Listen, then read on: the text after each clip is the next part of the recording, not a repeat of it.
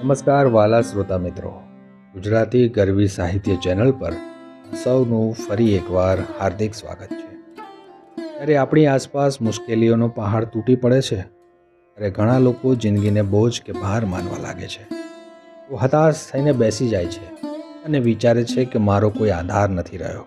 પણ શું જિંદગી ખરેખર રડવા માટે છે? જિંદગીના સાચા સત્વને ઉમારીને અને અડગ આશાવાદને આપણી સામે બહુ જ સહજતાથી મૂકતા કોઈ મકરંદ દવેની આ પંક્તિઓ કેટલી અદ્ભુત છે. જિંદગીને ભાર માની નથી ને નિરાધાર માની નથી, ધૂળ ખંખેરી ધપતા જતા હારને હાર માની નથી. મિત્રો, આ પંક્તિઓ નિરાશાના ગમે તેવા અંધકારમાંથી પણ બહાર આવવાનો રસ્તો બતાવે છે. આજે આપણે આ વિડીયોમાં કવિ મકરંદ દવેના આ પરમ આશાવાદી વિચારને આપણા રોજિંદા જીવન અને ઇતિહાસના એવા સચોટ ઉદાહરણો સાથે સમજીશું જે સાંભળ્યા પછી તમને જિંદગી એક ઉત્સવ લાગવા માંડશે. વિડીયોને અંત સુધી પૂરો જોજો અને ચેનલને સબસ્ક્રાઈબ કરવાનું ભૂલતા નહીં. કવિ કહે છે કે મેં જિંદગીને ક્યારેય કોઈ ભાર માની નથી અને જ્યારે મુશ્કેલીઓ આવી ત્યારે પણ મેં મારી જાતને નિરાધાર માની નથી, કારણ કે મને મારા પુરુષાર્થ અને ઈશ્વરની શક્તિ પર પૂરો ભરોસો છે. જીવનની સફરમાં ચાલતા ચાલતા જ્યારે પણ હું નીચે પડ્યો ત્યારે નિરાશ થઈને બેસી રહેવાના બદલે મેં કપડા પરથી ધૂળ ખંખેરી અને ફરી પાછો આગળ ધપતો વધતો ચાલ્યો છું. સૌથી મોટી વાત એ છે, મેં જીવનમાં મળેલી કોઈ પણ હારને ક્યારે અંતિમ હાર તરીકે સ્વીકારી જ નથી. મકરંદ દવે આપણને જીવનની 3 મોટી નબળાઈઓમાંથી મુક્ત થવાનો માર્ગ બતાવે છે. મોટાભાગના લોકો જિંદગીને ચિંતાઓ, અપેક્ષાઓ અને લૌકિક બંધનનો એક મોટો ભાર માનીને જીવતા હોય છે. એ કહે છે, જિંદગી ભાર નથી, ભગવાનની આપેલી એક સુંદર ભેટ છે અને હળવાશથી અને મુક્ત મનથી જીવવી જોઈએ. પરિસ્થિતિ ગમે તેટલી વિપરીત હોય, કોઈ આપણી સાથે હોય ન હોય, આપણી અંદર બેઠેલા પરમાત્મા અને આપણું સાહસ એ જ આપણો સૌથી મોટો આધાર છે. જ્યારે આપણે રસ્તા પર ચાલતા ચાલતા પડી જઈએ છીએ ત્યારે શું આપણે પડી ગયા પછી ઊભા નથી થતા? આપણે ઊભા થઈને ધૂળ સાફ કરીને આગળ વધીએ છીએ. જીવનમાં નિષ્ફળતા, આઘાત, દુઃખ એ રસ્તાની ધૂળ સમાન છે અને મનમાં પકડી રાખવાને બદલે ખંખેરી નાખવી જોઈએ. હાર એ એકમાત્ર વિરામ છે, વિરામ નથી. વિડીયોમાં આગળ વધીએ એ પહેલાં એક નાનકડી પણ બહુ મહત્ત્વની વાત.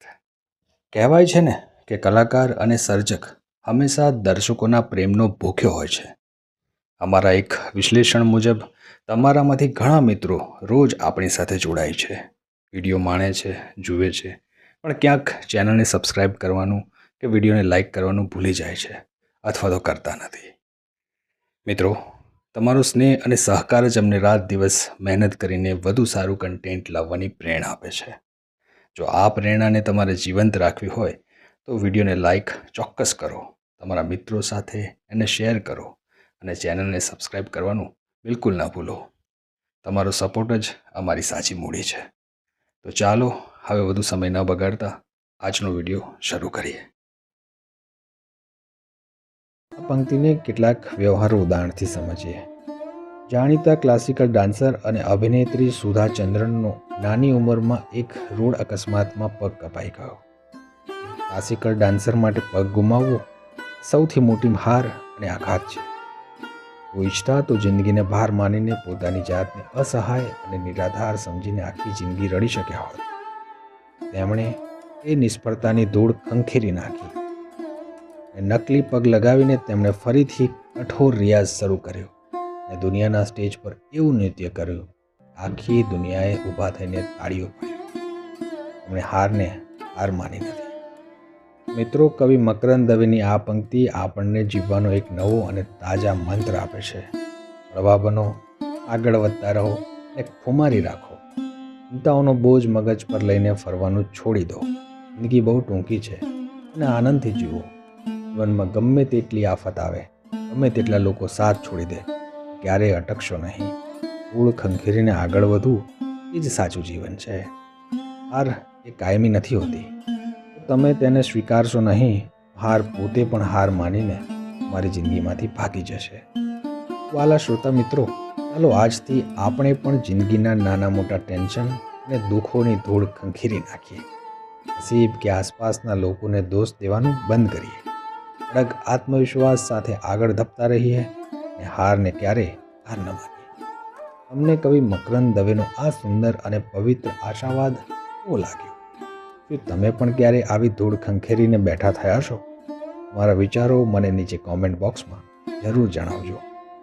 જો આ વિડીયો સાંભળી તમારા મનનો ભાર હળવો થયો હોય અને જીવનનો એક નવો ઉમંગ જાગ્યો હોય તો વિડીયોને એક લાઈક કરજો. તમારા મિત્રો અને સોશિયલ મીડિયા ગ્રુપમાં આ વિડીયોને અચૂક શેર કરજો. ગુજરાતી સાહિત્યની આવી જ પ્રેરણાદાયી પંક્તિઓ માણવા માટે ગુજરાતી ગરવી સાહિત્ય ચેનલને હમણાં જ સબસ્ક્રાઈબ કરો. ફરી મળીશું આવી જ એક સુંદર અને હૃદયસ્પર્શી પંક્તિ સાથે. ત્યાં સુધી હસતા રહો, ધૂળ ખંખેરતા રહો, આગળ વધતા રહો અને ખુશ રહો. જય જય ગરવી ગુજરાત.